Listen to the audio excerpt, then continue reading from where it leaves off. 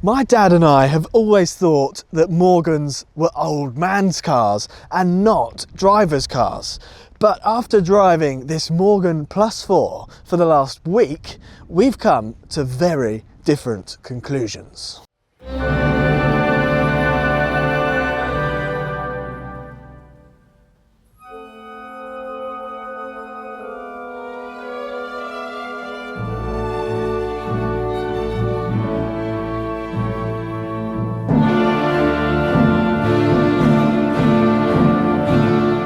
Get going, it's quite noisy. You've got, you know, the windows and the roof. You get the air noise and Yeah, the exhaust is right down there somewhere. Yeah, you know you're driving, don't you? You do, yeah. It's very. Woo. Shame that the roads are a bit wet. We've had a couple of days, haven't we, with very wet roads. Yeah. Just starting to dry out now. You can feel the torque it's got. Oh, it's got a lot of torque. Yeah. Yeah, it'll pull from really low revs. Yeah. Let's put it in sport. That's not sport. That goes God. red in the dash there. Okay. You listen to this. Woo.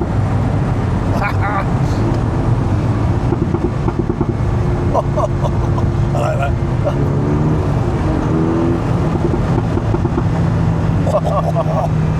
It sounds good. It does, doesn't it? It sounds better than I was expecting, because I wasn't sure about having a 4-cylinder engine that's...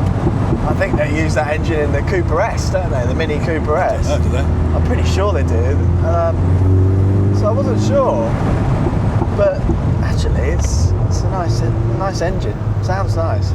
The steering's very precise. What you give it is what you get. I like that. Yeah. There's no lag, there's no softness to it. Same with the accelerator.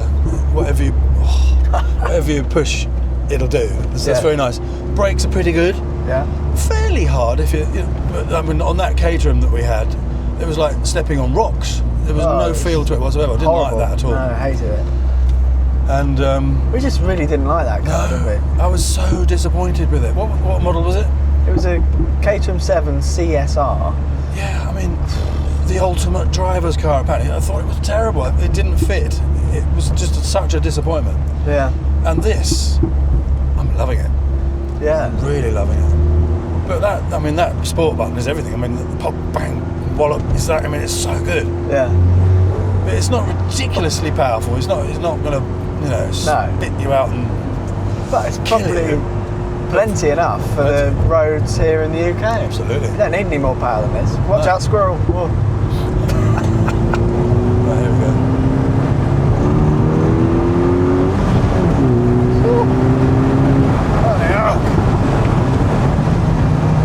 Fast enough, isn't it? Yeah. Fucking hell. Fuck. What's the gear there?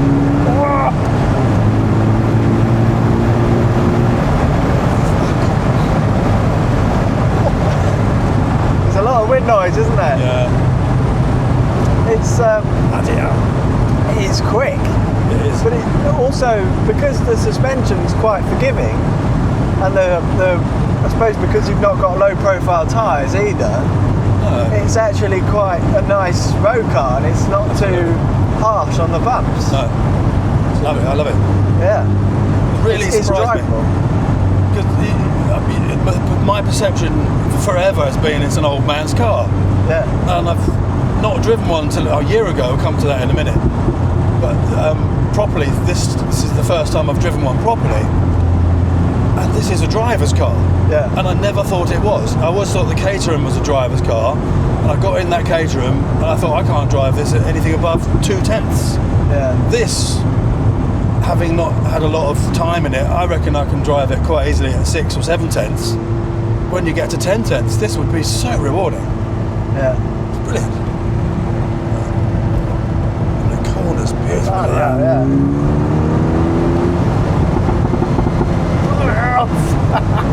All those pops. This is so good.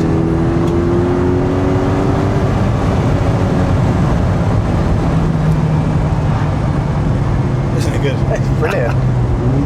Heel and toe braking, easy peasy. A year ago I nearly bought one of these. It was a year or two old, same model as this.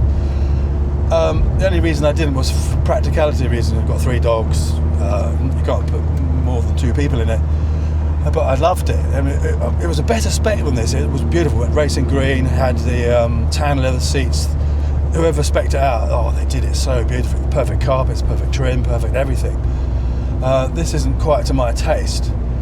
But I couldn't heel and toe brake in that one. For some reason, I don't know why. The steering wheel does go up and down, but perhaps it wasn't adjusted right. But I couldn't get my knee over to the left to get my foot and leg in the right position to do heel and toe braking. And if you don't know what heel and toe braking is, it's when you brake for a corner or whatever, you blip the throttle while you're braking with the same foot. So you kind of put your toe on the brake and another part of your heel, your left toe, your little toe rather, on the accelerator to blip the throttle. That's heel and toe braking.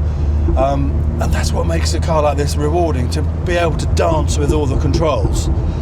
Whereas when you come to the more powerful version of this, what do they call it now? The +6. Well, that's the outgoing one, isn't it? What's the new one called? We've still got +4, +6, and then you've got the Super Sport. And a Super Sport. Which I think looks, I mean, that's a really stunning car. But I would not want to buy one of these with an automatic gearbox. No way. It is a driver's car, and a driver's car needs that manual control, which you get with this. And that's what it's all about. The only other thing about that automatic gearbox, and I have had a car with that gearbox, a BMW M235i, it's a ZF 8-speed gearbox. It's a fantastic gearbox. It's very quick. It's the best torque converter gearbox in the world. It's amazing. It's just as good as a double clutch, nearly. But they've kept the sort of gear selector from BMW, which does not suit the Morgan interior at all. So it just sticks out like a sore thumb. Whereas on the manual version, you've got a lovely looking gear selector, haven't you? It's beautiful. It's short shifter. That's a nice shape. So if they could have designed a gear selector for the automatic one that still looks like a manual, like they do in the modern Porsche 911s, they've made the gear selector look exactly the same as the manual gear selector. Yeah. So that it still looks right. Yeah. You know, you don't want that modern thing that looks like a trapezium or something. No. And the automatic version of that particular one is slightly faster in 0 to 60 than this, but I don't care. No. I want to do it myself. It's like taking a photograph. If you've got a Leica M camera, completely manual, you set the focus, you set the aperture, the shutter speed, you do everything yourself, and your photograph, your results are entirely down to your skill. Same with a car like this. Whereas if you have a camera like our Sony, you can set it up to automatic, it does everything for you. That's boring, so you just press the button. Yeah. I mean, I don't want a car that I just do that and it does it for you. I want to do it. That's what makes a driver's car. It's bloody hot. That little knob there. Now, perhaps you're watching this video and you're wondering how much it would cost to insure one of these cars for yourself. And that's where today's sponsor, Adrian Flux, comes in. Adrian Flux insures thousands of drivers across the UK, and they have a team of genuine car enthusiasts who've been tailoring policies to the individual and to the specific car for many, many years. So they've got lots of experience, and they can find you a quote no matter whether you're a young person looking at a performance car, whether you're a classic car enthusiast, maybe you want an American import. I've actually got quotes through Adrian Flux myself when I was looking at buying a 60s Plymouth, and they found me quotes very easily. So I highly recommend Adrian Flux from personal experience. My dad has used them in the past as well with some of his cars, and they've been nothing but helpful. It's always important to have the right cover for your car and for your own individual needs. So Adrian Flux are definitely the people to do that. So make sure you click the link in our description. You can check them out and get a tailored quote for you. Now, instantly you look at this car and you just think that is an utter work of art. It's stunning. It's absolutely beautiful in every way. The shape of the car from front to back is stunning. The lines flow fantastically. The wheel arches are just beautiful. Fantastic classical wheels. I really like these. And it means you don't see the brake disc or caliper underneath, which I think is nice. It's not really a nice thing to look at. So that hides that, gives you a beautiful design. and you've got nice fat old school tyres on this car as well, so it looks like something from the past, but also means you don't get a harsh ride like you do from low profile tyres, which really in my eyes are only any good if you're doing track driving.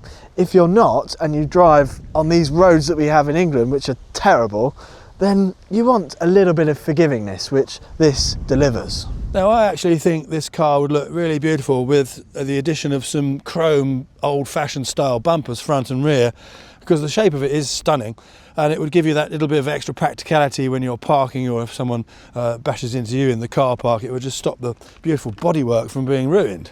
As beautiful as it looks with the hood up, it also looks equally beautiful with the hood down, but we haven't taken it down on this occasion because the weather's atrocious, it's very windy, and you wouldn't hear us inside the car when we're driving and talking, but it comes down quite quickly and quite easily, so it's a good design from that point of view, although it does leak a little bit when it rains.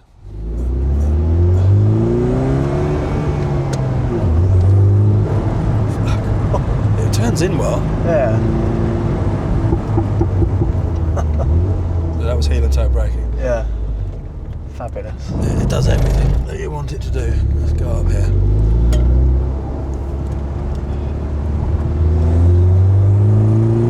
There's a sheep on the road.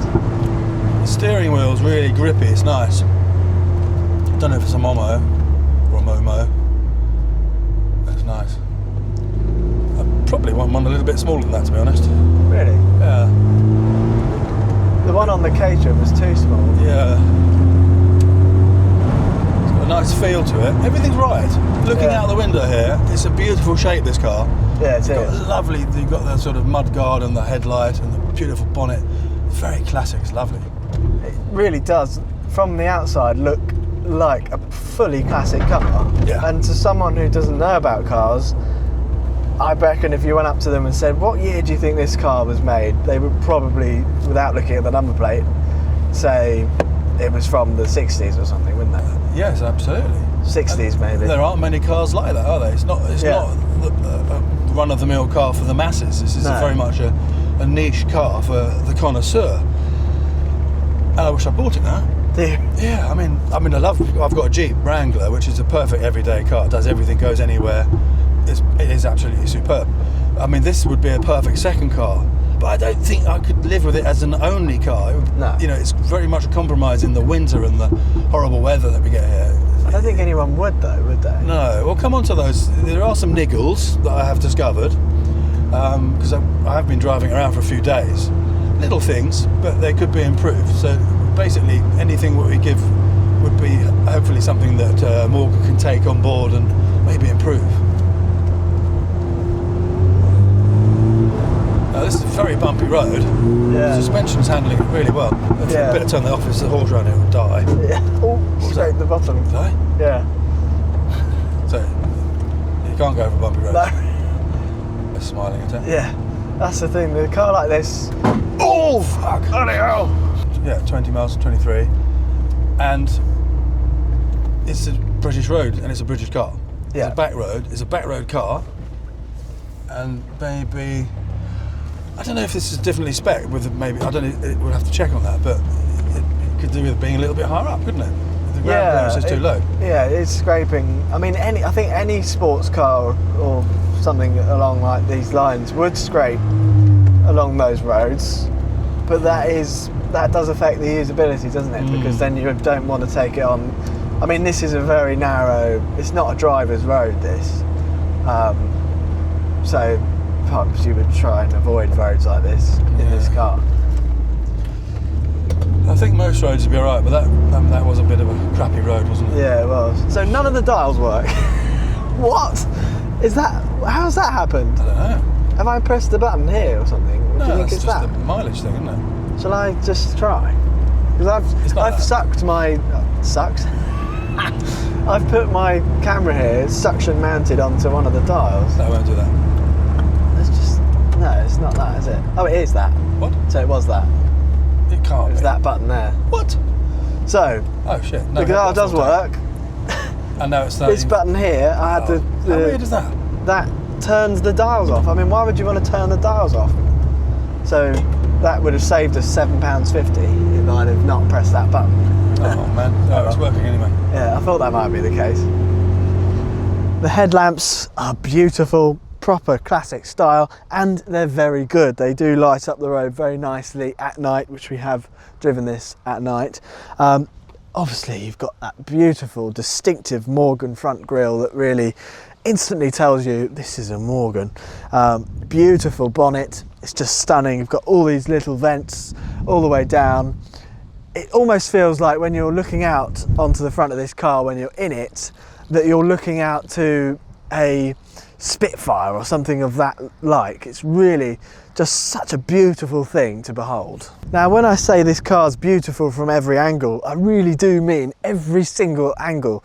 It's not got an ugly side to it at all. It's just beautiful, and I really love the way that Morgans come down at the back. You've got this really steep finish, and it just sets off the lines perfectly. It's beautiful. Now also the exhaust, you've got twin exhaust tips at the back here, which look fantastic and in keeping with the style of the car, but they also sound really good for a standard exhaust on a modern car. It's a brand new car and it really does sound fantastic. You've got lovely pops and burbles when you put it into sport mode, so especially when you do a little bit of acceleration, you come off the throttle and it just goes pop, pop, pop, pop, pop, pop. It's brilliant. So it makes you smile like a kid in a candy shop. It really is exciting, and it needs that. It needs a bit of character, and that helps.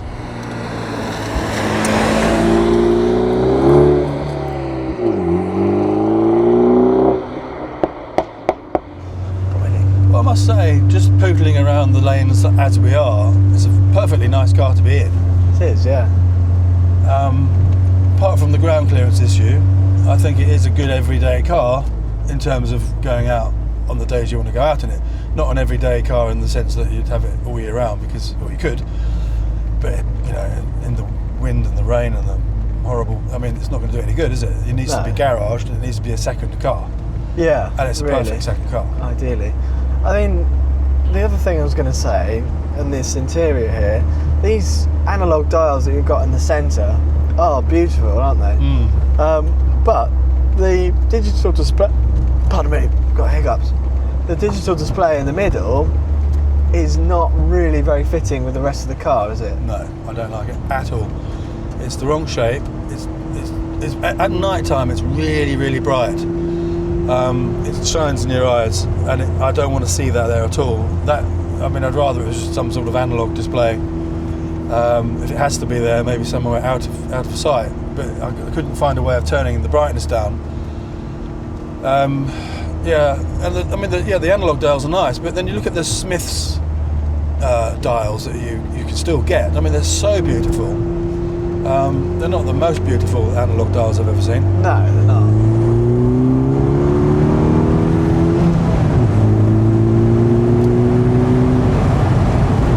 Good, isn't it? Yes, that's plenty of grunt. Not quite used to the gearbox yet. No. How is the gearbox? Is Very it? nice. Other than that, I'm not sure where each gear is. I suppose you've not driven a manual for a long time. But Mr. Gear as such, I haven't made any grates and grinds, but no. I imagine it's much easier to use than the gearbox in the Caterham. That was a nightmare.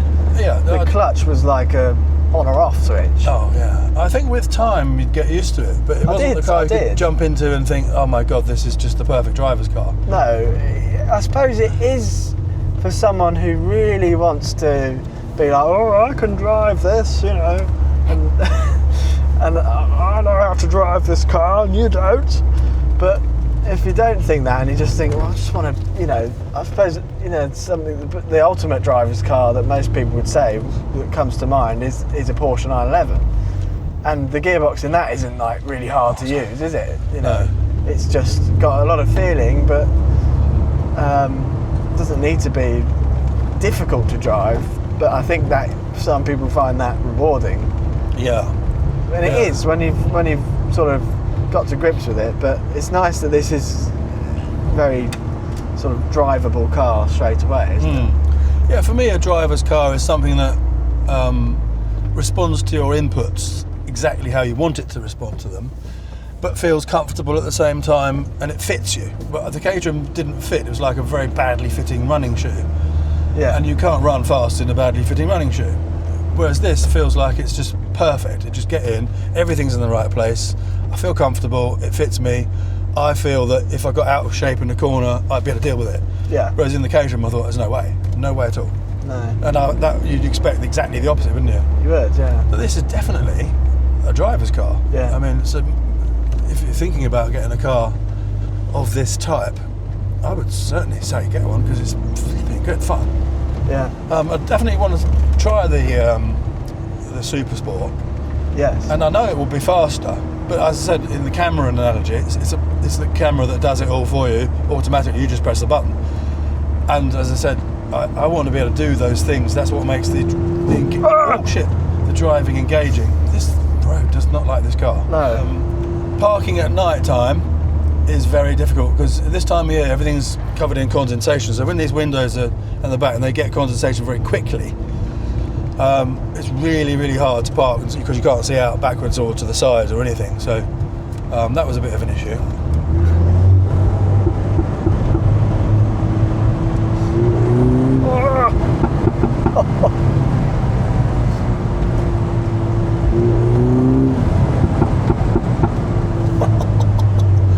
I love that. It was good. It's not an artificial back though, is it? It's just Well, I suppose it is. Like, it is mapped in. yeah. But it doesn't feel... I love the turbo sound. You really hear the turbo. Do you know in this you car. wouldn't know you were in a turbo? Turbos are so much better than the turbos of old when Oh, they first no, came yeah. out. They were so laggy. Not really like that anymore. No. Now, a few of the niggles. At night time, these glow quite brightly. And say you want to put the heated windscreen on, you push it in, and it's only slightly brighter when it's on than it is when it's not on. So it was very difficult to tell whether I'd got it on or off. So it would be nicer perhaps if it was on, you'd have a different colour, say green or something, and off was red or whatever. The other thing in the dark here, you've got, this is your fan control. That's not lit up at night, so you can't see it. Obviously, once you know the car, you know where it is, but that's just a little point there. Got a nice analogue clock. Again, these dials are not the prettiest. I don't know, does that say the brand of it under there? I can't read that. VDO. But again, it's a Smith style. They make some beautiful dials. That's what I would have. Now, talking about this heated front windscreen, it is a heated front windscreen with an element in it. There's no fan. So it's not ideal. I would love to see some sort of fan built in to heat the windscreen. And the only thing with these heated windscreens, you've got these little elements in it. And when you've got oncoming traffic at night, it just glistens and it's not the best vision. So that would be something I would like to see improved. Again, the side window, there's no vent coming to the side windows, so they're steamed up in the evening in the autumn. It's basically condensation. So it would be really lovely if there was some sort of side vent and windscreen vent built in, and I don't think that's going to be too hard. Now, as we're talking about heel and toe braking, you want to try and get your knee over to the left a bit. Now, I find this, what would you call it, casing from the steering column is in the way. So it would be nicer if that wasn't there, if you had a bare one and all the gubbins that needs to go inside put somewhere inside somewhere else. So you've just got basically the steering column shaft, give you much more space here. That would be better for me. Now, on the Morgan, you have got proper mirrors. And the reason I say that is you think, well, it's a car, it should have proper mirrors. But that Caterham that we mentioned earlier had terrible mirrors. They were absolutely, completely and utterly hopeless. You could not see the road behind you, and they were mounted onto the flimsy upper part of the door, which you have on the Caterham. This door on the Morgan is not flimsy at all, but the mirror is mounted to the actual metal lower part of the door, which means you've got a proper mirror which stays in place that you can actually see out of the back of the car with. Now, of course, you may not know it, or you may, but these sides, the tops to the doors, come off simply by undoing these two nicely knurled knobs, and you just pull it off like that. That's rather nice, isn't it? That looks even better. So obviously if we took the roof down, which we're not going to do today, you drive like that. What a wonderful experience. Now you can lift these side covers up either side to access the engine. You've got these two little knobs which you just sort of, there we go, you push it down and then it unlatches. And that's the engine. It's not a particularly beautiful thing, so I think if you went to a car meet, you probably would leave that down, because it's not an engine, it's not a showpiece of an engine. It's a very good performing engine and reliable, but it's definitely not going to win any beauty awards, shall we say. Now, I noticed straight away getting in this car how torquey this 2-litre BMW inline 4 engine feels, and it's a twin power turbo engine, which I don't think means twin turbo. I used to have a BMW M235i which had the 3-litre 6-cylinder engine. They called it twin scroll turbo, so I think it's the same sort of technology. But when I looked at the figures for this car, I couldn't believe the torque. It's got 258 foot-pounds of torque, or 350 newton meters, at 1,450 RPM. That is unbelievable. That's right down at the bottom of the rev range. So no wonder this car feels torquey from the get-go. That's like the torque figures you get out of something electric. That is unbelievable. So in terms of power, this engine produces 255 brake horsepower at 5,500 RPM. And because this car is ever so light, at just over 1,000 kilos, it's 1,044 kilograms, it has a power to weight ratio of 235 brake horsepower per tonne. Now, although this car is quite small really, it's not too hard to get in and out of. I'm 6 foot, what am I? 6'1", and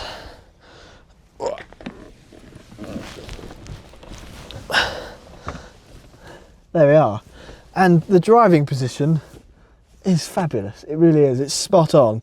So there's more space in here than I was expecting, to be honest with you. So no issues there. I wouldn't have chosen this style of dash. I think this would be lovely if it was a beautiful veneer, a nice wood finish. And I'm not keen on this particular wood. I think it's sort of boat, it reminds me of boats, and the carpet and what have you. It doesn't look high end so much as that one that I was going to buy, which really did look high end. It looked so beautiful. I was in love with that car. Nearly bought it. And as I say, overnight, just your sensible head kicks in when you're ready to make that purchase. Think, right, now I'm going to do it. Think, hang on a minute, and you hold back, and that was the reason, for practicality purposes. So other than that, yeah, so spec, I mean, you can spec them how you like. There's a huge amount of choices with these Morgans, so everyone has different tastes, and that's the good thing, isn't it? You can choose one that suits your taste. This mirror's nice, just looking at it, lovely shape. Very pretty.